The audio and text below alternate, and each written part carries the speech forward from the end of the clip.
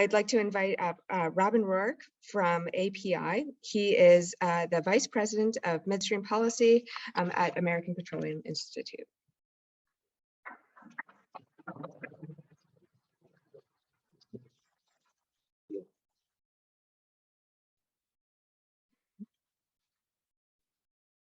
Morning.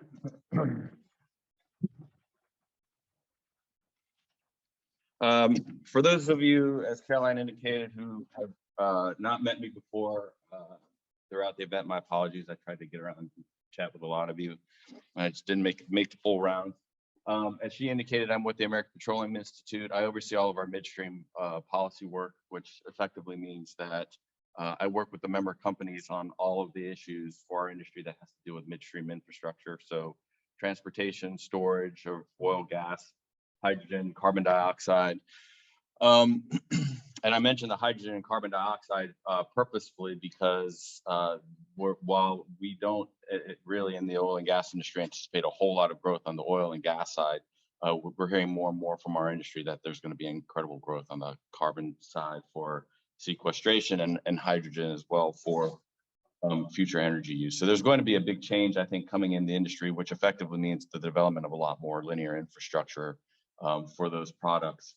And so a lot of the applications, a lot of the discussions that you all have been having today, a lot of the issues that we're struggling with on the oil and gas side are going to just continue into the future. So these issues that we're working on now will become even more and more important as we go forward in the future. So I'm here, and I was asked to talk to you about the work that we're doing on the oil and gas side. Really, we've had the benefit of learning from all of you experts and watching what you've done and are doing, particularly in the electric utility section of the industry, certainly on the highway side, and we're playing a bit of catch up. And so what we tried to do was try to address a number of challenges that we're facing as an industry. And I listed some of them up here. I'll run through them quickly. Really what I want to do is try to run through this presentation pretty quickly. In the slides that are included, there are some extra slides that I included towards the back end, which I won't cover, which I'll just leave there for you as a reference. But really getting to the drivers, there's a couple of things that are really pronounced that we're struggling with as an industry. First and foremost, historically, our license to operate as an industry was really predicated on our safety record. And it's pretty simple formula. If you have incidents, you lose your social license to operate, you lose faith, credibility in your ability to move the product, get it to its destination safely. Now that license to operate, that aperture has been busted wide open. And there are a lot more things to consider. I often ask, and I speak to groups, and I often ask people how many miles of pipeline we have in this country, and I get answers typically around 5,000 miles, 10,000 miles. Every now and then someone thinks they're funny and they say 50,000 miles. And when I tell them, and I think Donnie hit on some of these numbers earlier, when I tell them that we have 500,000 miles of transmission pipeline, 2.9 million miles of pipeline, when you add in gathering and distribution, people are pretty flabbergasted. Now, a lot of those right-of-ways aren't accessible. A lot of them can't be used for some of these programs, but a lot of them can be. And as an industry, we need to be able to demonstrate that we are walking the talk, so to speak, so that when we talk about making commitments to the environment, when we talk about making commitments to the community and the operate, that we can actually demonstrate that. We heard the term greenwashing thrown around quite a bit. That gets thrown around especially often with our industry. So we need to be able to find tangible actions that can demonstrate to the communities and to the folks that live in those environments that we're committed to the protection of those assets. We also heard the term, and there was a great presentation earlier on ESG. There is no doubt that the industry is facing pressure from the financial community, in addition to politicians and in addition to the public. So where we thought that we had a confident partner in the financial institutions, we're now starting to get a lot of questions from the financial institutions as they're wondering, are these smart investments for the future? Are these companies that we can go back to our investors and say we're making smart investments? Reputation and credibility, it touched on that. Political pendulums. One of the things that we're finding as an industry is that the constant swing between Republican, Democrat, conservative, liberal is really challenging. I had a company executive come to me the other day and say that, and remind me that we build infrastructure for 20, 30, 40-year lifespans, and it is extremely difficult to plan a piece of infrastructure, to build the infrastructure, get the investment, get the permitting on 2 to 4 year political life, 2 to 4 year cycles.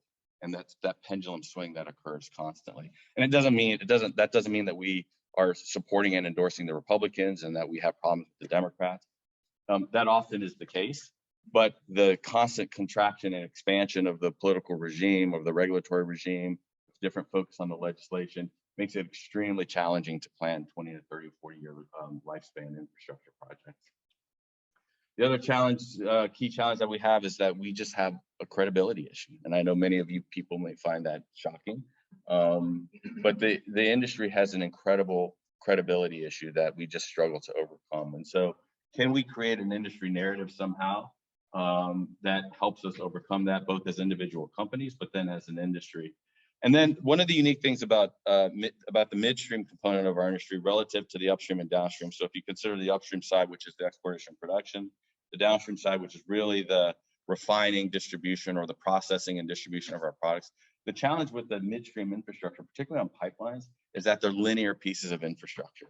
And so what that means is that ultimately, if you want to create challenges for as an opponent to the infrastructure, you don't have to stop the whole pipeline. You just have to find the sympathetic community or the one spot that will resonate, where your message will resonate, and you can stop entire projects at that one spot. It makes it very challenging for a company that's running a 1,500 mile, 2,000 mile pipeline. They're going to have to go through every community, every neighborhood, despite the changes in political dynamics, changes in the community dynamics, the demographics, and they have to adjust for all of that. Most of our companies right now, when they're going to build projects, they're literally driving the entire miles of the entire line of the pipe. They're going to meet with all of the legislators, all of the regulators. They're going to meet with the main community groups. It's incredibly intensive for companies to do. And again, keep in mind that we've built all of these miles of pipeline for the large part under the radar, not intentionally. It's just how the system's been developed. And now today, you can't do anything on a pipeline with it being public news. Social media driving a lot of that, but just also increased awareness throughout the public as well. And then inconsistency throughout the industry. API has about 600 members. There are many more that operate infrastructure throughout the country. How do we develop a rising tide for all boats? And then, of course, it's just the right thing to do. And so how do we move forward with developing a program that really takes a lot of what you all are doing here and then expands upon that even further for the entire industry? So what we did is in 2021, our members, the executives on that do midstream work within API, directed us to form a group of experts that got together, and some of them are here today. And that's really key. And I want to spend one second on that top point. Trade associations and industry groups really operate on a consensus-based model. And the reason why that's critical, and if you all have trade associations that you're part of or that you're engaged with, is because with a consensus-based model, that typically means that you try to get the group to collectively agree on a path forward and then move forward. Oftentimes, if you can do that successfully, there's broad agreement, you move forward. The challenge with that, though, is that you tend to move as fast as your slowest supporter. And so developing consensus can be extremely frustrating, because when you try new things like this, there's always going to be companies who are risk averse and who do a lot of hand wringing. And so consequently, you're going to have a very wide spectrum. You're going to have companies that really want to lean forward, and you're going to have companies that just really don't understand why we're doing this, don't know if this is really a proper use of resources, don't understand, or frankly, just don't care. And so you have to develop a consensus model that can actually get all of those folks together, move forward. And typically your anchor is the thing that determines how fast you're going to go. What we did here was a little bit different. Our member companies asked us to form a group, and instead of developing a consensus-based model, I went out to our members and I said, who wants to participate? And if you have someone who's good in this space, then send them to us and we'll be happy to participate. And if you don't. And so we ended up getting a group of about 8 to 10, and then I think we expanded maybe to about 12 folks. And then we were able to design the program. And this more coalition of the willing approach versus a consensus-based approach enabled us to really have fruitful conversations, talk about what worked, what didn't work, how are we going to move forward, try to lean as far forward as we can. The key was to design something, and we're in the middle of that right now. But the key was to design something that the naysayers, the laggards, wouldn't just kill because we're stretching our neck out too far here. So the objective was to see how far can we push forward without designing something that was so uncomfortable that the executives would then kill it on the backside. And I think we've developed a good path, again, building off of all of the work that you all have done here to now, and then the discussions that you have had. So the other key component of this program was it had to be, and we go back to the companies all the time about this, it has to be more than just the bunnies and the butterflies. There has to be a significant community component to this. Before we decided to move forward, I was ready to move forward with developing the program, figuring out a path forward, and then charging forward. And the members kind of pulled me back a little bit and said, you know, what we really need for the industry is a set of guidelines, that there's just a wide breadth and wide understanding of how this works. And really what we need to do is develop a set of guidelines. So we did that. I say we, but it's really the company folks that are in here from the oil and gas industry that put their heads together. And it took a while, but we developed a set of guidelines. I'm happy to share with you all the link for that. It's up on the website. And you can download it, print it, do whatever you want there.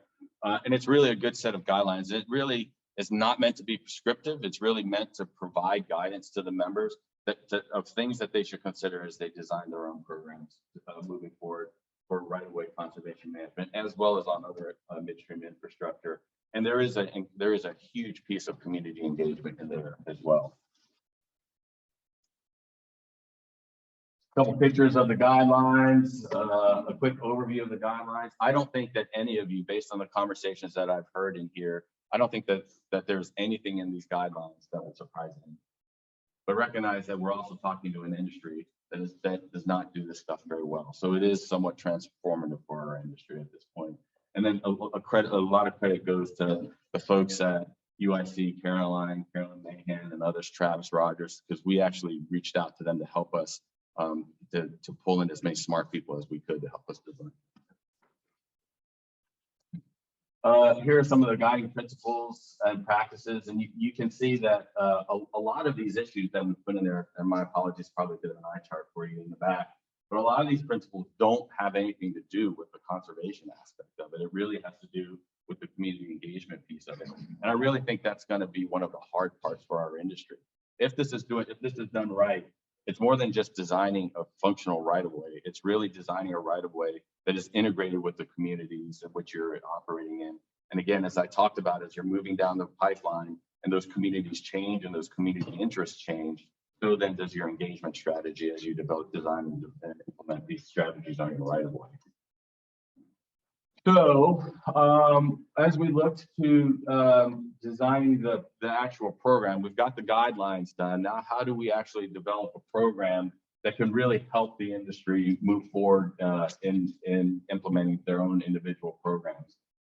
So again, I touched on some of these components. It's really creating a program that allows the industry to capture the broader benefits of this program for the industry, but is also designed so that individual companies can really get the credit. At the end of the day, it's our member companies who are engaging with the communities. It's not API in Washington, D.C. It's Shell or Plains or TC Energy or Marathon. It's whoever that are in those communities.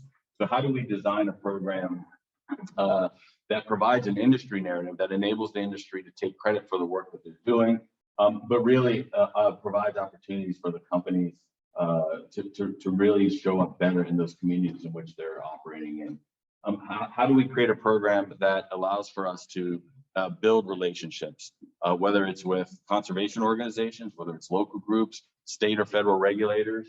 How do we design a program that allows industry to learn from each other? We run into a lot of issues, and I think where we are right now as an industry is that there are a lot of companies who do this well, but there are many more who don't. And so a lot of companies want to see proof points. They want to see examples of how this has worked. The challenge is we don't have a lot of projects out there on the oil and gas side. There's quite a few on the utility side, but not a lot on the oil and gas side. And so we need more interest, and we're working with companies right now to start to get programs to participate and move forward, but it takes time.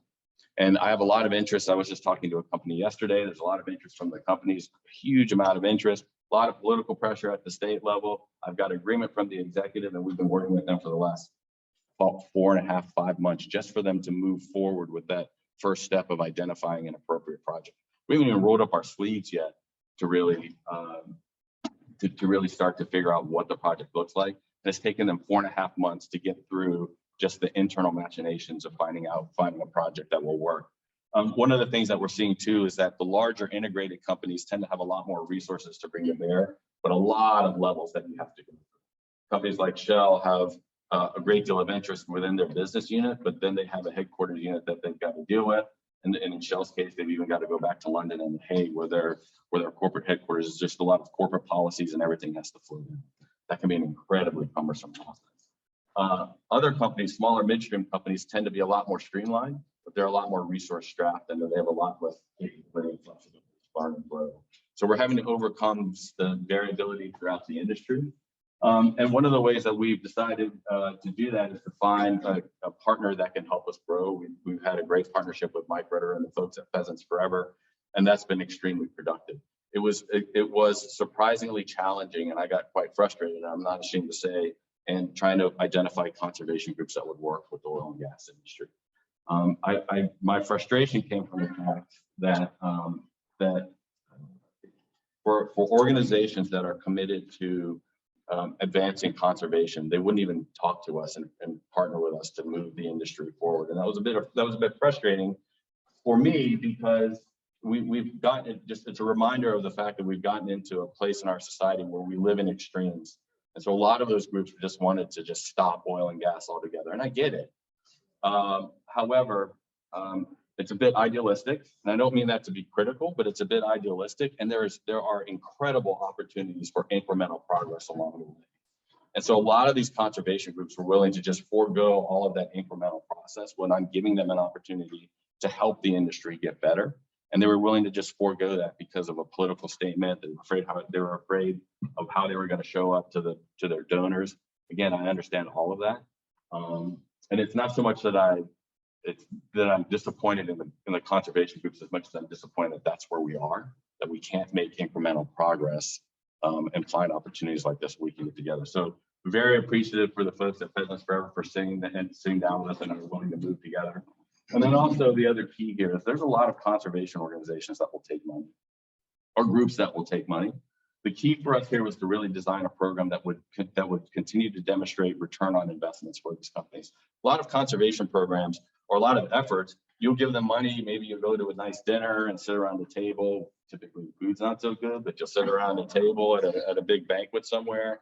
And you've all gone to those things before. And maybe even start a project.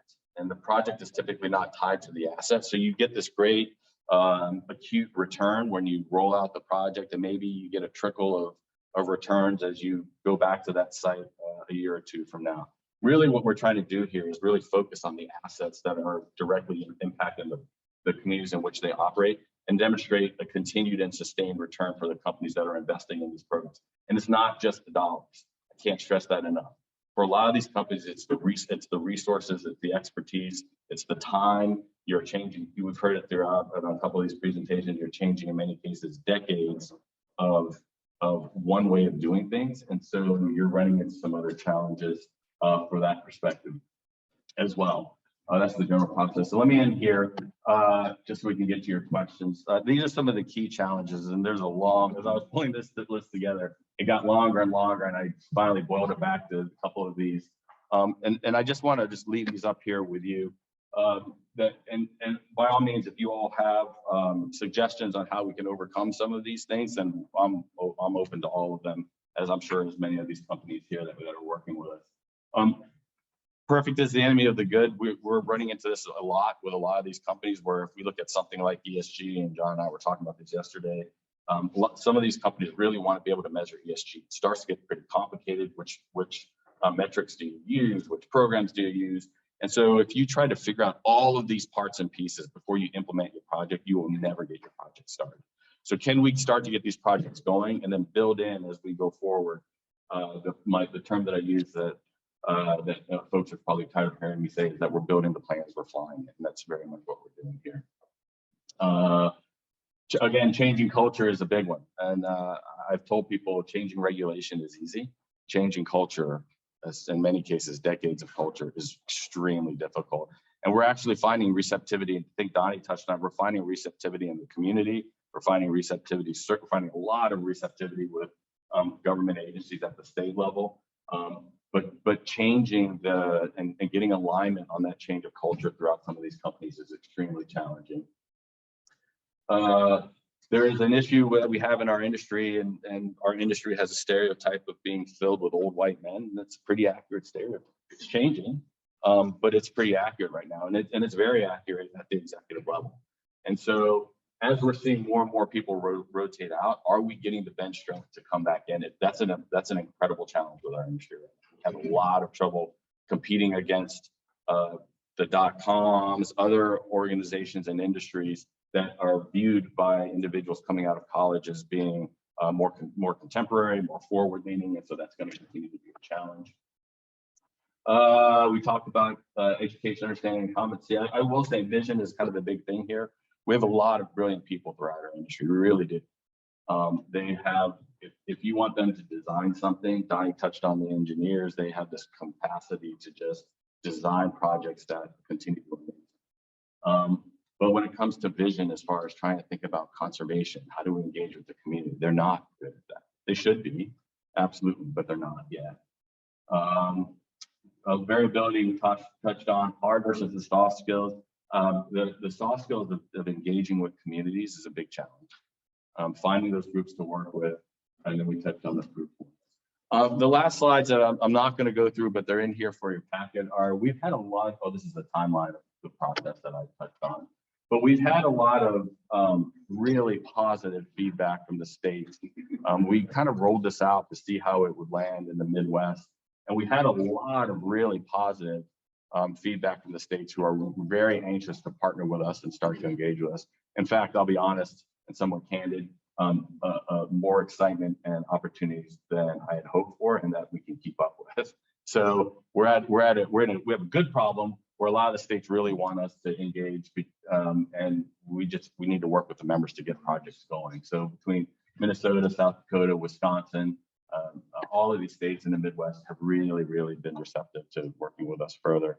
We're going to start to roll the program out throughout the rest of the country, and I suspect that we're going to see quite a bit of pickup as we move forward for the rest of the year. Just a quick flag, Mary Upel, can you raise your hand back there? Mary is our project lead for this, does a lot of heavy lifts. So this is my contact information, and my coworker Dave Merck will be coming as well. Dave Merck is our pipeline director at API, and then Mary is here also. So if you have any questions, you want to talk to us afterwards, we'll be happy to chat. That's it. Thank you very much.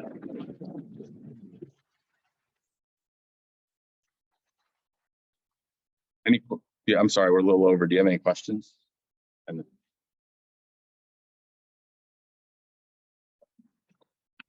Yes, sir.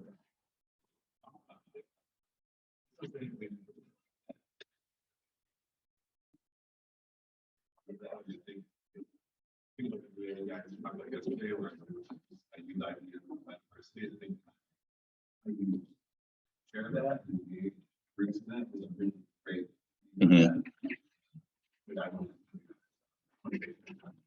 Yeah, the community engagement piece is particularly important for our industry. A lot of companies that operate in our industry have transactional relationships, meaning you'll develop the relationships when you operate the pipe or when you build the pipeline, and then you'll engage oftentimes if you have to walk the right of way or you have to do some work on the pipeline. The worst situations are the companies who don't engage until there's an incident, and that happens quite a bit actually, and unfortunately we don't really have incidents, so you end up running into very frequently. So you end up running into a situation where time passes, and oftentimes people don't even know that they have a pipeline going through their neighborhood until there's a release, and that's the first time that they start to engage with the company. Really what we're trying to do is establish less transactional relationships and more true relationships. There's really good anecdotes out there where some of the companies, Marathon actually had an incident not too long ago in Illinois. And it's fascinating where you saw very little press on the incident. And the reason why you saw very little press, and it was not an insignificant incident, but the reason why you saw very little press, and credit Scott and the other folks at Marathon, is first and foremost, they've maintained a great relationship with that community. And there was confidence from that community that Marathon would take care of the problem. And Marathon was very open in their path forward. And you compare that to other incidents that have occurred within our industry that have been less significant, and they've been national news, and it's really kind of gotten blown. I won't say blown out of proportion, but it's blown up in the sense that it's become a messaging issue that's been very, very hard to manage. So it's a very quick anecdote of the importance of developing these long-term relationships. So that's one of the key components of this whole. And then talk a little bit about the greenwashing. That's a little bit bigger component of it. Any other questions? If not, then I'll hand it back over so I can try to get you back on track. All right, thanks everyone.